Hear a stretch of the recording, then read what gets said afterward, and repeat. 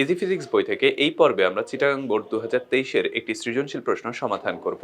আমরা যদি প্রথম প্রশ্নটার ক্ষেত্রে খেয়াল করি, প্রথম প্রশ্ন হচ্ছে পীড়ন কাকে বলে। বাহ্যিক বলের প্রভাবে কোনো বস্তুর মধ্যে বিকৃতির সৃষ্টি হলে স্থিতিস্থাপকতার জন্য বস্তুর ভেতরে বিকৃতির বিরুদ্ধে একটি প্রতিরোধ বলের উদ্ভব হয়।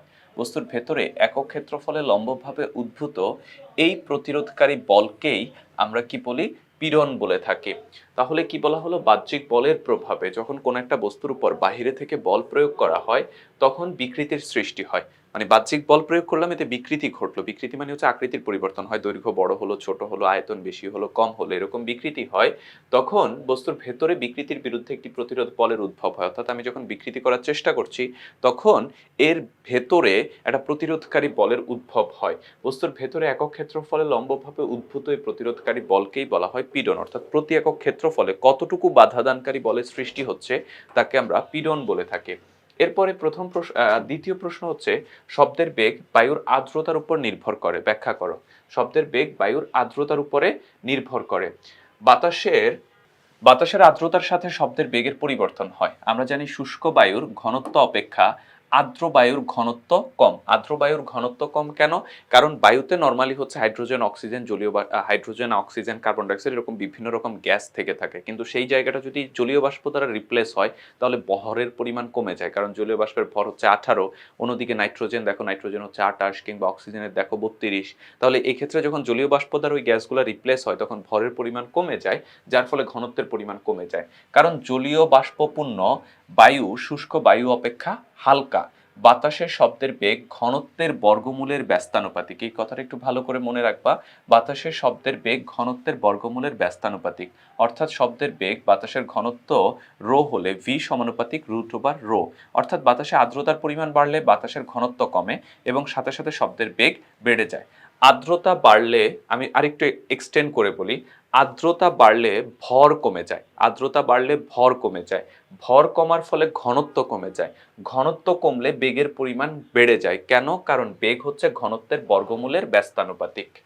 তৃতীয় প্রশ্নের ক্ষেত্রে খেয়াল করি, পি এর তড়িৎ পরিবাহকত্ব নির্ণয় করো। এই যে এর ক্ষেত্রে তড়িৎ পরিবাহকত্ব নির্ণয় করতে হবে। তো তড়িৎ পরিবাহকত্ব নির্ণয়ের জন্য আমাদেরকে আপেক্ষিক রোধ বের করতে হবে। এর দৈর্ঘ্য দেওয়া আছে 100 মিটার, রোধের পরিমাণ বলা আছে 56.57। অন্যদিকে ব্যাসের পরিমাণ বলা আছে 1.5 মিলিমিটার। ব্যাসের পরিমাণ, যেহেতু তার কেমন হয়, সিলিন্ডার আকৃতির না, তাহলে এই ক্ষেত্রে ব্যাসের পরিমাণ কত? 1.5 মিলিমিটার। দেখো, আমরা সূত্র জানি R equals to rho L by A. তাহলে রো সমান কি হবে? R A by L. R A by L. এখন এ হচ্ছে ক্ষেত্রফল, যেহেতু তার একটা সিলিন্ডার আকৃতির, তাহলে আর এর পরিবর্তে আমরা লিখতে পারি পাই আর স্কোয়ার। এখন ভ্যালুগুলো বসিয়ে দাও। আর এর মান 56.57, পাই ঠিক আছে। আর স্কোয়ার মানে হচ্ছে ব্যাসার্ধ স্কোয়ার। ব্যাসার্ধটা কত খেয়াল করি, ব্যাস হচ্ছে 1.5 মিলিমিটার, তাহলে ব্যাসার্ধ হচ্ছে এর অর্ধেক, 0.75 মিলিমিটার। ব্যাস হচ্ছে 1.5 মিলিমিটার, ব্যাসার্ধ হচ্ছে এর অর্ধেক, 0.75 মিলিমিটার। আর মিলিমিটারকে মিটারে নিতে হলে 10⁻³ দ্বারা গুণ করতে হয়। এই জন্যই দেখো আর এর পরিবর্তে লেখা হয়েছে 0.75 × 10⁻³। স্কোয়ার আছে, স্কোয়ার করলাম, নিচে দৈর্ঘ্য 100। তাহলে এক্ষেত্রে আপেক্ষিক রোধের পরিমাণ সেটা আমরা পাচ্ছি 9.9967 × 10⁻7 ওহম মিটার। চিত্রে পি তারের তড়িৎ পরিবাহকত্ব। তড়িৎ পরিবাহকত্ব হচ্ছে আপেক্ষিক রোধের বিপরীত রাশি। তাহলে তড়িৎ পরিবাহকত্ব সিগমা সমান 1/ρ। 1 ভ্যালুটা আমরা বসিয়ে দিলাম। এই ক্ষেত্রে আমরা তড়িৎ পরিবাহকত্ব পাচ্ছি 1 × 10⁶। এককটা মনে রাখবা, ওহম মিটার হোল ইনভার্স। তাহলে আমাদের প্রথম কাজ হচ্ছে কি আপেক্ষিক রোধ বের করা। আপেক্ষিক রোধ বের করার সূত্র হচ্ছে rho equals to pi R rho equals to R A by L. R এর পরিবর্তে আমরা লিখতে পারি পাই আর স্কোয়ার। এরপরে ভ্যালুগুলো বসিয়ে দিলে আমরা রো পেয়ে যাব। সিগমা সমান 1/ρ দিয়ে আমরা তড়িৎ পরিবাহকত্ব পেয়ে যাব।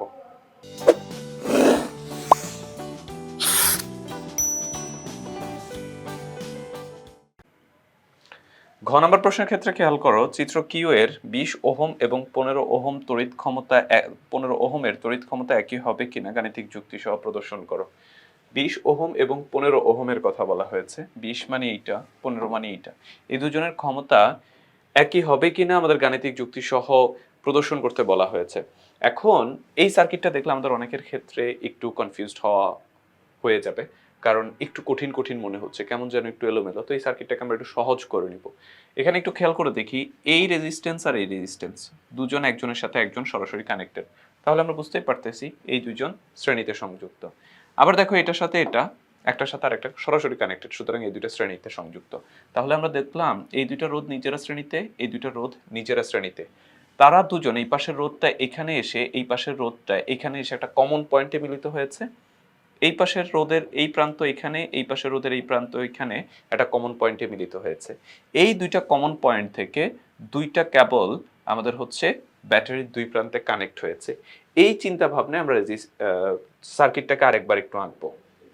প্রথমে আমরা দেখো উপরে আমরা দুইটা রেজিস্ট্যান্স নিয়ে নিলাম, একইভাবে সিরিজ কানেকশনের নিচে আবার দুইটা রেজিস্ট্যান্স নিয়ে নিলাম।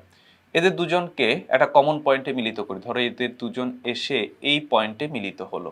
সেমভাবে এখান থেকে আর এখান থেকে দুজন এসে মিলিত হলো। তারপর এখান থেকে একটা ব্যাটারির এই প্রান্তে, এখান থেকে একটা ব্যাটারির এই প্রান্তে কানেক্ট করে দিলাম। তাহলে আমাদের যে সার্কিটটা ছিল, এই যে এই সার্কিটটা আর এই যে এই সার্কিটটা, এই দুটো সার্কিটের মধ্যে কোনো তফাৎ নেই। আমরা জাস্ট রেজিস্ট্যান্সগুলো বসিয়ে দিই, এখানে 10 আর 20 আর এখানে 15 আর 10। তাহলে এইটা হচ্ছে 10 আর এটা হচ্ছে 20 আর এইটা হচ্ছে 15 আর এটা হচ্ছে 10। তাহলে আমাদের সার্কিটটা হয়ে গেছে। আর ভোল্টেজের পরিমাণ বলা আছে হচ্ছে 100 ভোল্ট। এখন আমাদেরকে বলেছে 15 আর 15 আর হচ্ছে 20 এর কথা, 15 আর 20 ওহম রোধের ক্ষমতা বের করতে বলা হয়েছে। তাহলে 15 হচ্ছে এইটা আর 20 ওহম হচ্ছে এইটা, এই দুইটা রোধের ক্ষেত্রে ক্ষমতা বের করতে বলা হয়েছে। এখন আমরা একটু খেয়াল করে দেখি তো, এই রাস্তা আর এই রাস্তা এই দুজন সমান্তরালে আছে, সমান্তরালে থেকেই কিন্তু ব্যাটারির সাথে সরাসরি সংযুক্ত, এবং এই দুইটা রাস্তা ছাড়া আর কোনো রেজিস্ট্যান্সও নাই।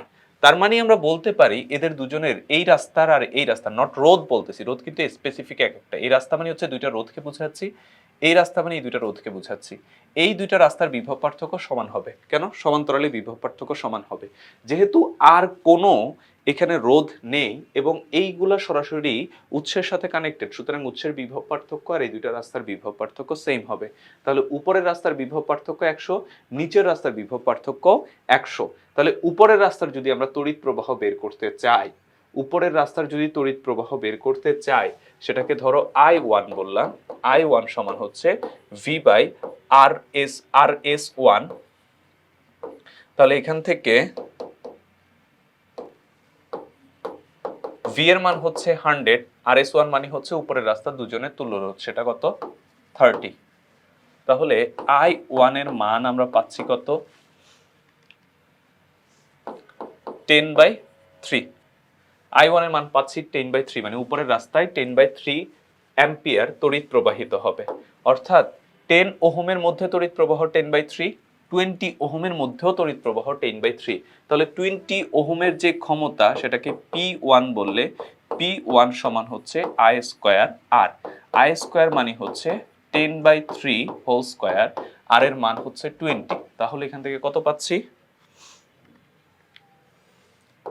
222.22 ওয়াট।